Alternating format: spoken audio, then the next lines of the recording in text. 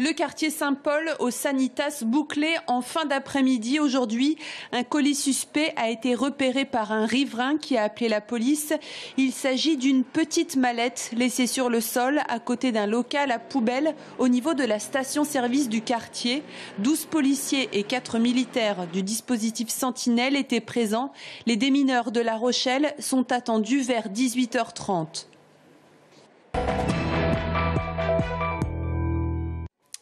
Faute de garanties satisfaisantes de sécurité, plusieurs événements ont été annulés sur le territoire national. À Tours, la grande braderie aura bien lieu. Elle se tiendra le dimanche 4 septembre. Le préfet d'Indre-et-Loire a pris acte des mesures de sécurité prises par la ville de Tours pour rehausser le niveau de sécurité. Durant cette manifestation, les moyens de sécurité publique relevant de l'État viendront en appui de ceux déployés par la ville de Tours. Lundi, les organisateurs des 10 et 20 km de Tours et du marathon seront reçus en préfecture afin de présenter leurs mesures de sécurité prises pour cet événement auquel devraient participer 18 000 coureurs. 3 semaines après la coupure d'électricité dans l'immeuble social Liberté à Tours-Nord, le relogement des 120 locataires s'organise peu à peu.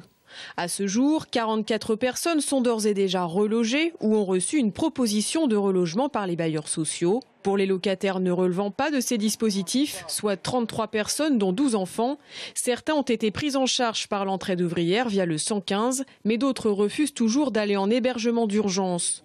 À noter enfin que cette semaine, une première visite a été effectuée par le service d'hygiène de la ville de Tours et l'agence régionale de santé pour évaluer les conditions de salubrité de la résidence, opération qui sera renouvelée dans les prochains jours. Depuis quelques jours, la bretelle nord-sud d'accès au pont Mirabeau est fermée à la circulation. En cause, un accident matériel. Le 7 août dernier, le passage d'un bus fil bleu a entraîné des dommages sur un joint de dilatation. Des travaux sont en cours et des déviations ont été mises en place pour les 4 lignes qui utilisent cet axe. À noter cependant que les arrêts Quai Malraux, Château de Tours et Voltaire ne sont pas desservis.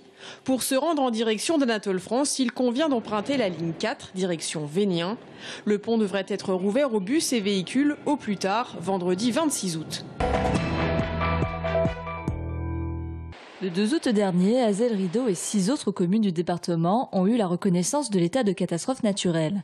Un soulagement pour le propriétaire du château de Lillette.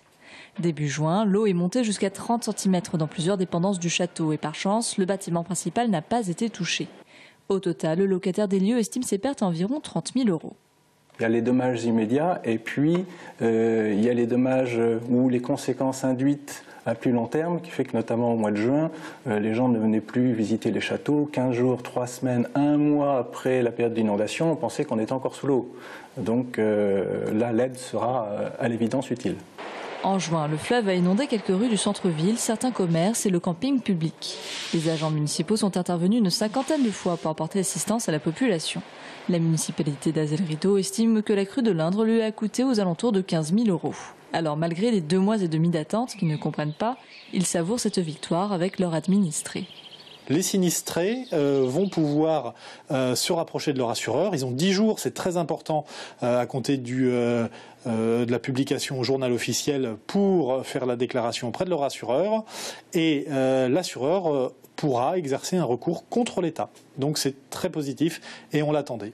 Les habitants d'Azay-le-Rideau, Artannes-sur-Indre, Cheillier, Savonnières, Lariche, Huim et Savigny environ ont jusqu'à lundi pour envoyer leur déclaration de sinistre à leur assureur.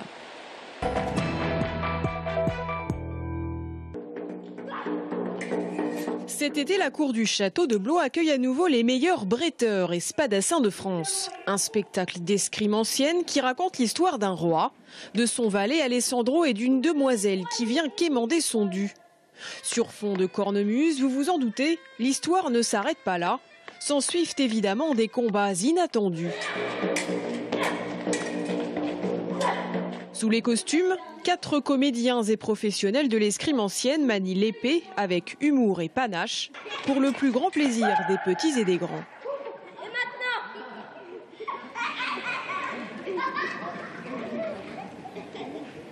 Je vous serai gré de ne point vous en prendre à ma descendance, madame. S'il vous plaît. C'était génial, mon papa tout petit, il a fait de l'escrime aussi et moi aussi j'aurais voulu faire de l'escrime et c'est très très beau.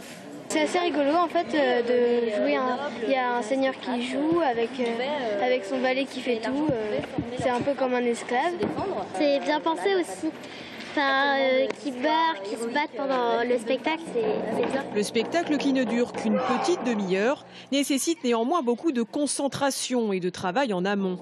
C'est là où le travail de comédien rejoint beaucoup le travail de l'escrimeur, c'est que l'art des gestes, des mimiques ou même tout simplement la voix, il faut pouvoir transmettre ces émotions-là en étant le plus clair possible pour que les gens comprennent très bien. Et c'est vrai que là, ça reste aussi un sacré travail. Vinaigrette et Poussera-Pierre est à découvrir du dimanche au jeudi dans la cour du château de Blois jusqu'au 25 août.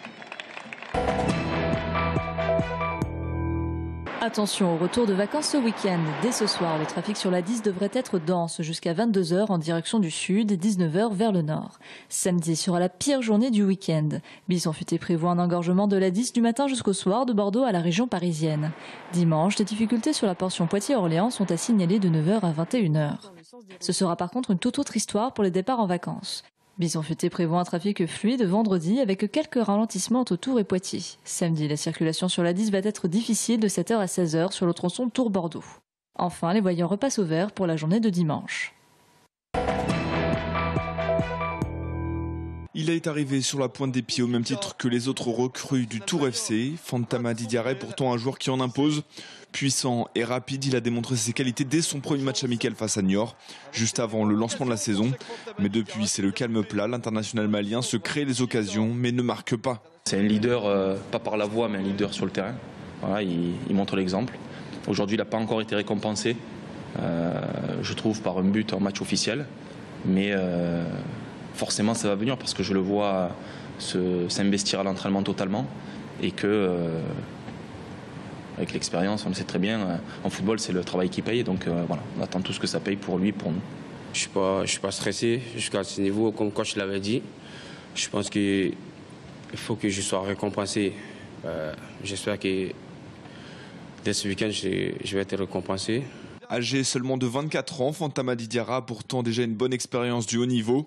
Passé par Rennes, Auxerre ou encore le Paris FC, il compte également 11 sélections avec l'équipe nationale du Mali pour 3 buts marqués.